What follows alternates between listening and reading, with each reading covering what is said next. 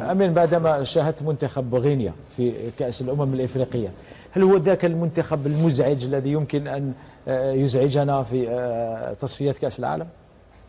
أكيد أنت ما فزت لا على أنغولا، ما فزت لا على بوركينا فاسو، ما فزت موريتانيا فازت عليك. لكن هذه تصفيات أمين، لكن تصفيات نلعبوا في الجزائر ونلعبوا في عند الدول التي نواجهها وليست دورة مغلقة. رحم الله امرؤا عرف قدر نفسه.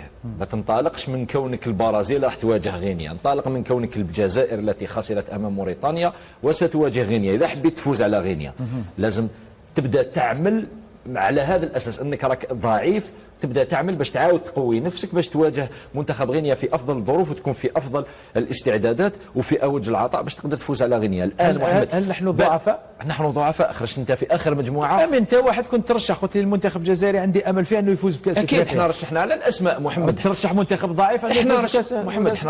احنا رشحنا على الاسماء محمد. لا، ترشح على الاسماء وعلى الواقع. الواقع يقول انك منتخب ضعيف. وكيف ترشح منتخب ضعيف يفوز بكاس افريقيا؟ قبل كاس افريقيا محمد. يعني قبل كاس افريقيا كنا اقوياء، كاس افريقيا ماشي من شباب.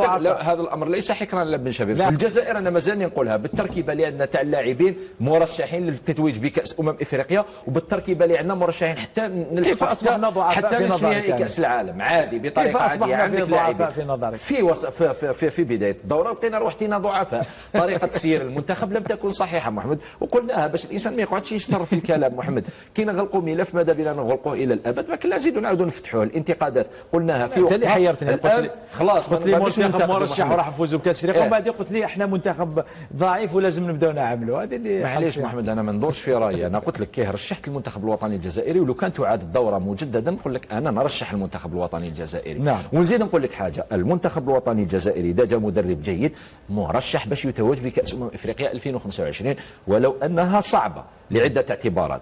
نولوا الامر الواقع الان، خلينا من الاحلام وخلينا من التشكيله. واش عندنا لاعبين؟ منتخب غينيا منتخب مزعج للجزائر اكيد. موريتانيا اللي اقل شانا، مع احترامي لموريتانيا نهضروا على التصنيف العالمي، اقل شانا من غينيا بكثير، وغينيا عندها باع اكبر من موريتانيا في كره القدم. فازت عليك محمد، وماشي فازت عليك بمفاجاه، فازت عليك كما نقولوا بهدف مباغت، ولا فازت عليك اداء ونتيجه يا محمد، وكانوا قادرين يضربونا باربعه ولا بخمسه. لذلك علينا ان نضع ارجلنا على الارض وان ننطلق من هذه النقطه. الجزائر خرجت في اخر مجموعه في الكان، في مجموعه ضمت انغولا، بوركينا فاسو وموريتانيا. لم تضم لا نيجيريا ولا كوت ديفوار ولا السنغال ولا مالي ولا افريقيا الجنوبيه. والدليل انه المنتخبات التي فازت اللي كانت في المجموعه معنا خرجوا كاع في الدور الثاني، طلعوا للدور الثاني، خرجوا في الدور الثاني. خرج امس في الدور. بارك الله فيك، ما عدا المنتخب الانغولي.